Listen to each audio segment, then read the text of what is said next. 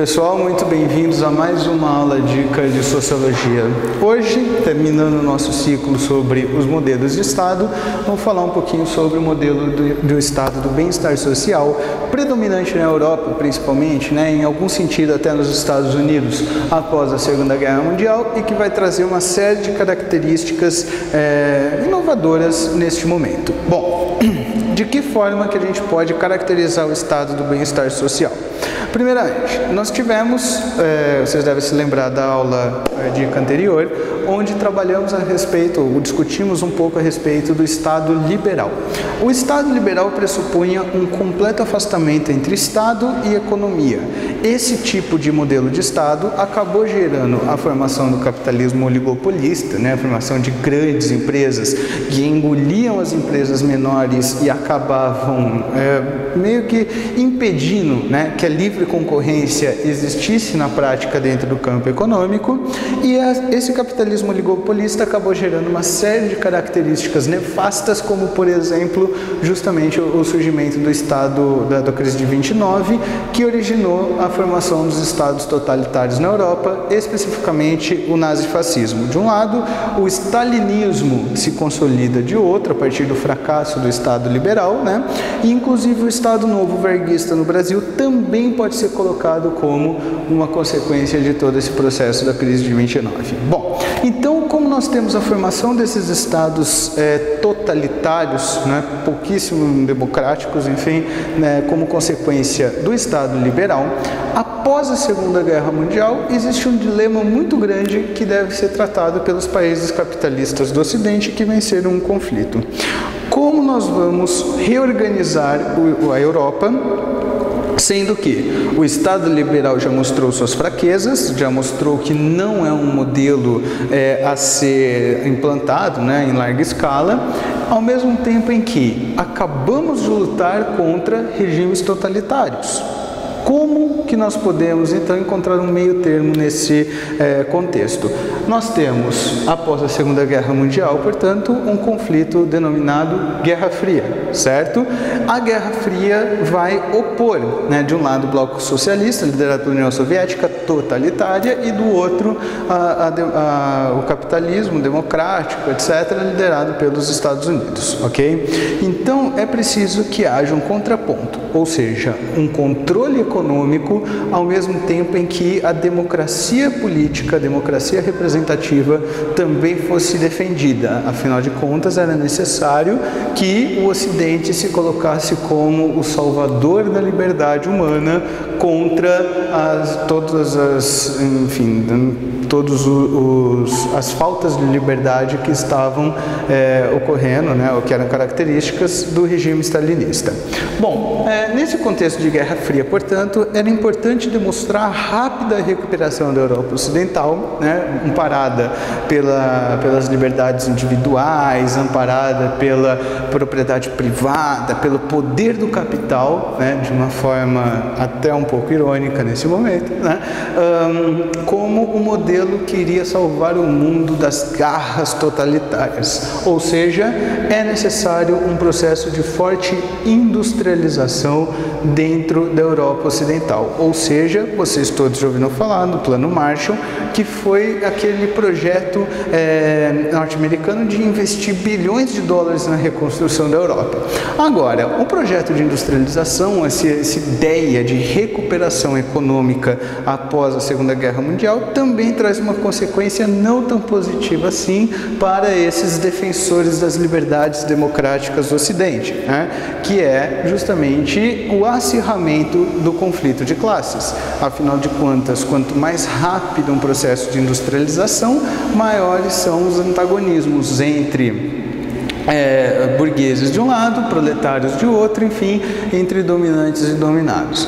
Nesse sentido, o estado do bem-estar social surge como uma espécie de amortecedor entre os interesses de burgueses de um lado e proletários de outro. Como funciona, ou qual que é a base desse amortecimento, desse conflito de classes, dessa luta de classes que é acirrada com esse processo de industrialização? A resposta é dada por um economista chamado John Maynard Keynes, que cria o keynesianismo, né, que seria um conjunto de práticas econômicas e sociais que deveria caracterizar o estado do bem-estar social. Portanto, vamos lá, quais são os pontos principais do keynesianismo? Na verdade, a ideia seria atenuar as crises cíclicas capitalistas de superprodução e subconsumo, ou seja, o Estado não deveria controlar a economia, mas evitar que essas crises cíclicas capitalistas ocorressem. Nesse sentido, então, a ideia é garantir o pleno emprego ou uma renda fixa, né, ou pelo menos mais ou menos fixa, para os trabalhadores, a fim de evitar esse subconsumo. Agora, de que forma que você garante esse pleno emprego para a população, portanto? Segundo Keynes, a partir da garantia de direitos sociais para a população.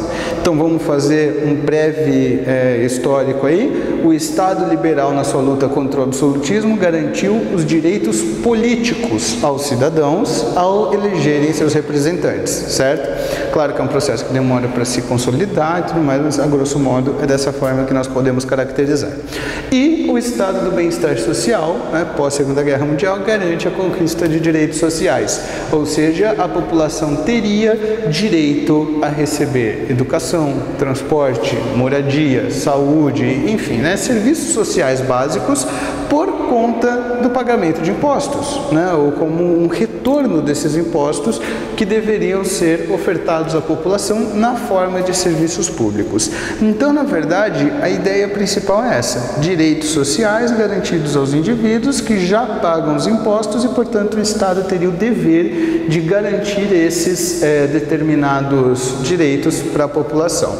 Agora, se a população tem direito a esses serviços sociais básicos dados pelo Estado, o Estado também teria uma função reguladora dentro da economia, ou seja, observar essa luta, essa concorrência entre as empresas privadas, ao mesmo tempo em que ela não iria interferir de uma forma mais específica, né, de uma forma mais assintosa, ou seja, criar uma série de agências reguladoras por setores da estrutura econômica que iriam determinar ou impor determinadas regras para essa competição entre as empresas privadas.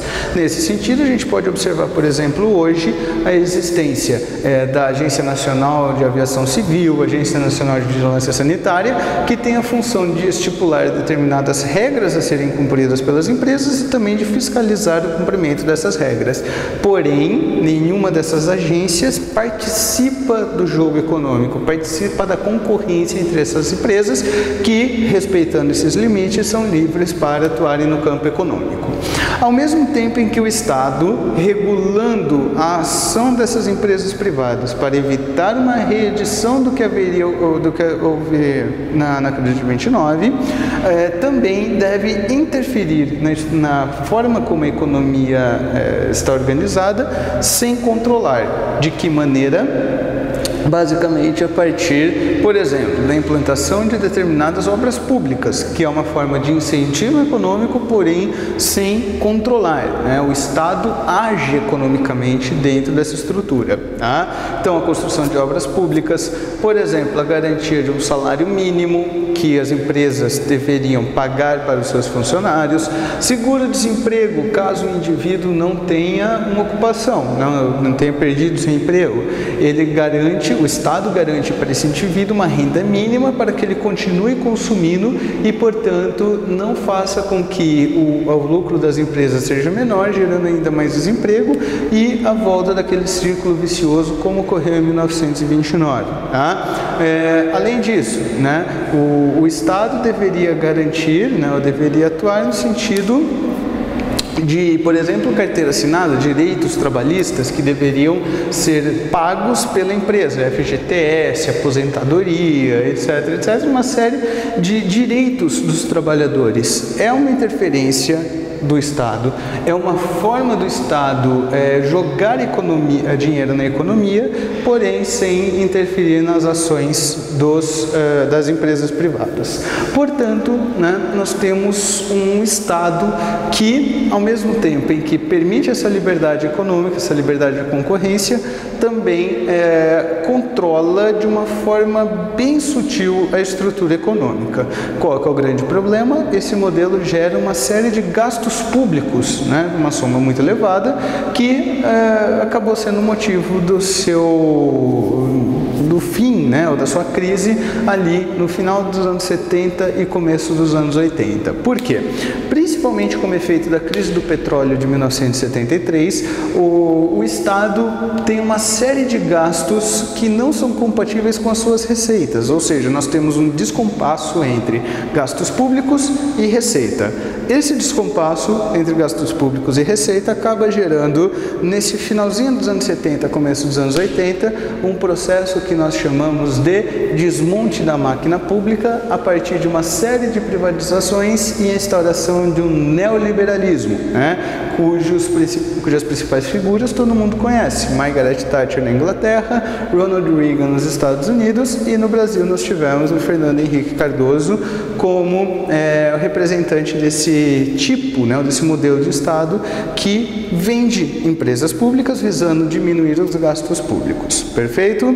Então é isso aí, pessoal. Espero que tenha ajudado vocês e até a próxima.